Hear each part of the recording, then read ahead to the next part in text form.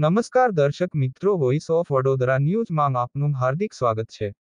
વડોદરા શહેરમાં શ્રીજી વિસર્જન યાત્રા પ્રસંગે લોકોમાં કાયદો અને વ્યવસ્થા જળવાઈ રહે તેમજ શહેરના નાગરિકો ગણેશ વિસર્જન પર્વની ઉજવણીને સારી રીતે ઉજવી શકે તે માટે વડોદરા શહેર પોલીસ દ્વારા ડ્રોન કેમેરા દ્વારા સમગ્ર પ્રક્રિયા ઉપર નજર રાખવામાં આવે અને શાંતિ જળવાઈ રહે। શ્રીજીની મૂર્તિના વિસર્જન સારી રીતે થઈ શકે જેને લઈને ડ્રોન દ્વારા દેખરેખ રાખવામાં આવી। રિપોર્ટ નિસાર મહેંદી ઘડિયાળી સાથે હજરત ખાન, વડોદરા।